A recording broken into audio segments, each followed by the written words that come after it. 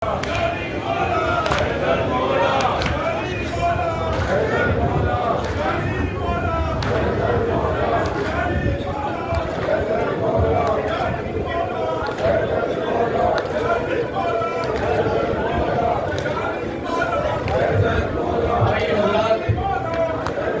की सरजमीन पे पहली मरतबा 18 कमरे बनी आशम के ताबूत बरामद होने जा रहे हैं।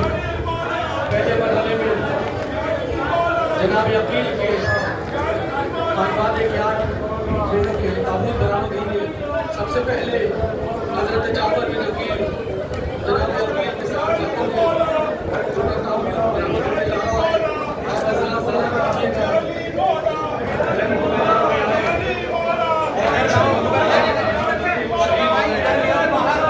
दूसरा ताबूत हजरत अब्दुर्रहमान बिन अकील जो जनाबे अकील के बेटे थे, करबला के मैदान में इमाम हुसैन की नुसरत करते हुए जाम शहादत को दिया। आपको जनाब उस्मान बिन खालिद ने शहीद किया। इसके बाद जनाब हजरत मोहम्मद बिन सईद बिन अकील, ये जनाब अकील के पोते थे जो इमाम हुसैन की नुसरत करते हुए 3 दिन के भूखे प्यासे शहीद हो गए। आपको शहादत हासिल हुई। इसके बाद हजरत मोहम्मद बिन मुस्लिम जो जनाब मुस्लिम के बेटे थे, इमाम हुसैन के साथ 3 रोज के भूखे प्यासे शहीद हो गए। आपको अबूजर हमअज़वी ने शहीद किया। इसके बाद जनाब अब्दुल्ला बिन मुस्लिम जो इमाम हुसैन के साथ करबला में तशरीफ लाए थे, बहुत बहादुरी से जंग की और एक वक्त वो आया कि नरग़े आज़म में गिर गए और शहीद हो गए।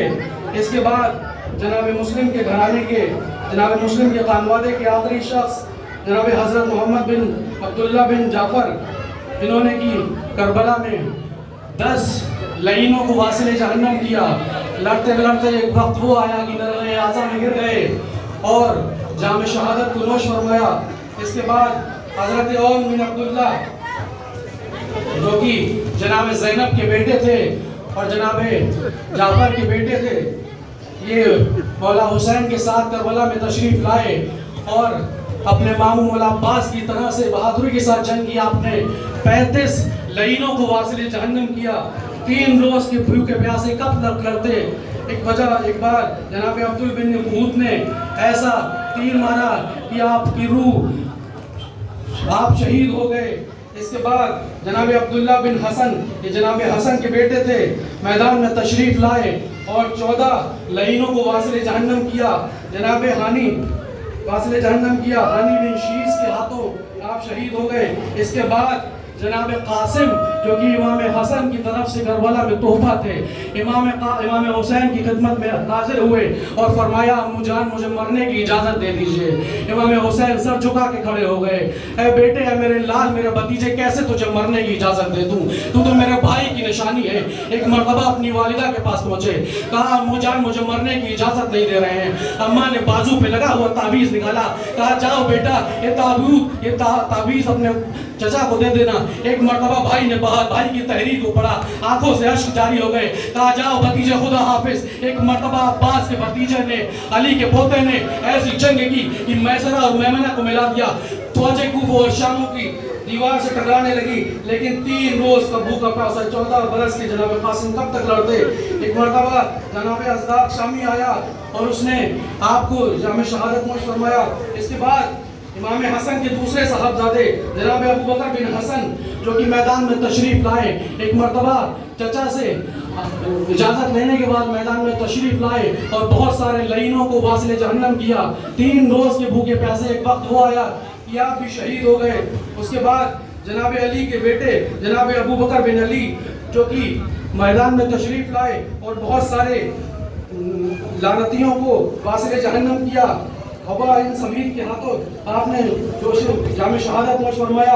उसके बाद मौला अब्बास की हकीके भाई मौला अली के बेटे जनाब उस्मान बिन अली जो कुली बिन यजीद के हाथों शहीद हो गए। उसके बाद मौला अली के दूसरे बेटे जनाब जाफर बिन अली जिन्होंने 15 लईनों को वासिले जहन्नम किया और वो शहीद हो गए। उसके बाद जनाब अब्दुल्ला बिन अली, ये भी मौला अब्बास के हकीकी भाई थे, जनाब उम्मुल बनीन की बेटे थे। انہیں بھی کہانی میں سبیت نے شہید کر دیا۔ اس کے بعد وہ وقت بھی آیا جب امام کی استغاثہ پر ایک 6 مہینے کے بچے نے خیمے کے اندر اپنے آپ کو جھولے سے گرا لیا۔ ایک مرتبہ جناب علی اصغر کو لے کے میدان کارزار میں پہنچے۔ امام حسین نے لشکر کو خطاب کر کے خطاب فرمایا کہ اگر تمہیں لگتا ہے کہ میں اس بچے کے بہانے سے پانی پی لوں گا تو لو میں اس بچے کو تپتی ہوئی ریت پہ لٹا دیتا ہوں۔ امام نے جناب علی اصغر کو ریگستان کی تپتی ہوئی ریت پہ لٹا دیا، لیکن ظالموں کو رحم نہ آیا۔ کسی نے ایک پانی کا قطرہ نہیں دیا۔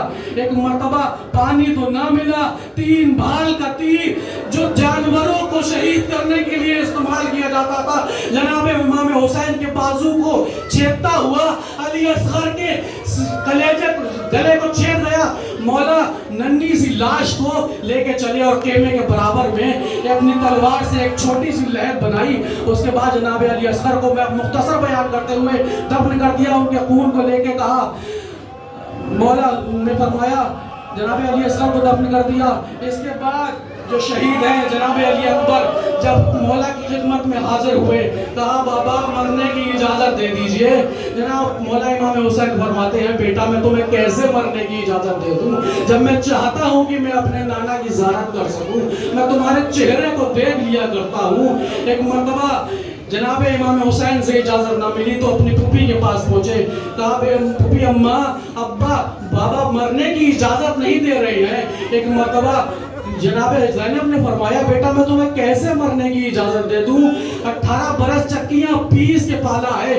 جناب علی اکبر نے فرمایا کہ اگر روز محشر دادی نے سوال کر لیا کہ اپنا اکبر پیارا تھا، میرا حسین پیارا نہیں تھا۔ ایک مرتبہ جناب علی اکبر کی اس بات کو سنا، کہا جاؤ بیٹا خدا حافظ، اجازت لے چکے۔ جناب علی اکبر کا جنازہ جب نکلا تو ایسے نکلا جیسے بھرے گھر سے کوئی جنازہ نکلا کرتا ہے۔ جناب علی اکبر میدان میں تشریف لائے، دیکھتے ہیں کچھ پیچھے سے آواز بلند ہوتی ہے، دیکھتے ہیں بابا گھٹنیوں کے بل چلتے ہوئے جناب علی اکبر کے پیچھے پیچھے، بابا آپ تو اجازت دے چکے تھے، پھر یہ پیچھے پیچھے آنے کے سبب کیا ہے؟ کہا بیٹا کاش کہ تم صاحب اولاد ہوتے، وہ سمجھتے کہ اپنے جوان بیٹے کو ایک باپ کیسے مرنے کی اجازت دیتا ہے۔ ایک مرتبہ تشریف لائے، علی کے پوتے تھے، جوہر بہادری دکھائی، ایک لعین نے سینے میں نیزہ مار دیا۔ ایک مرتبہ سلام کیا، السلام علیکم یا ابا عبداللہ۔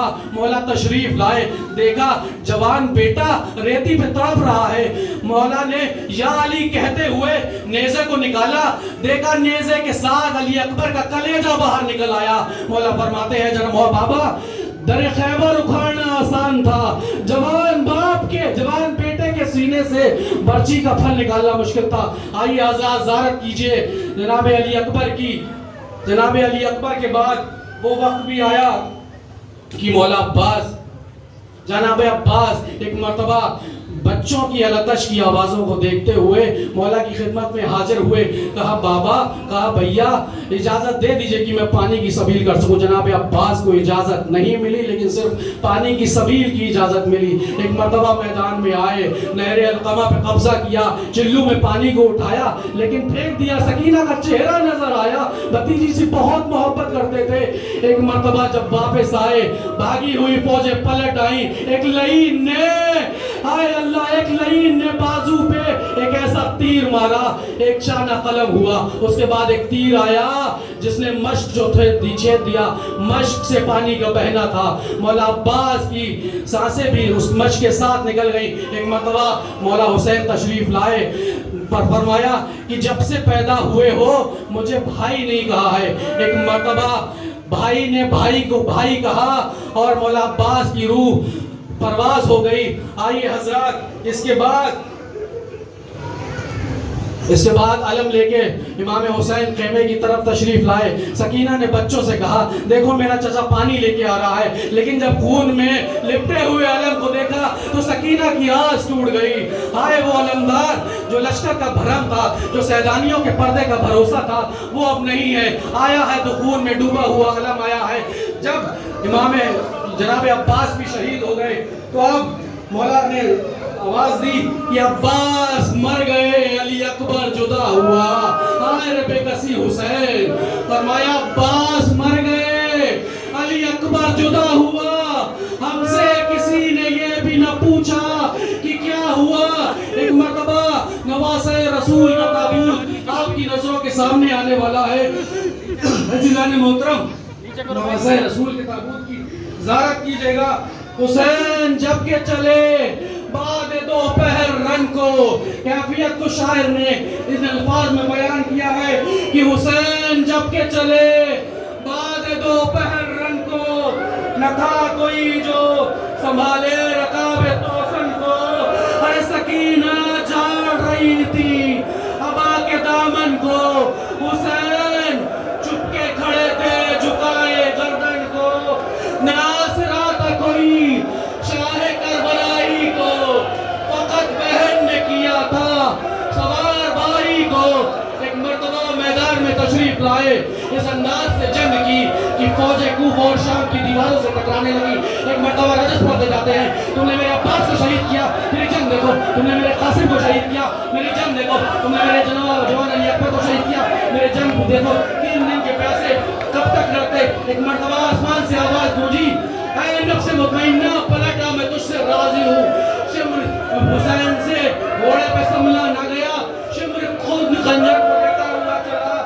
فضاؤں میں آواز گونجی، الا قتل الحسین بکربلا، الا ذبح الحسین بکربلا، ماتم حسین یا حسین یا حسین.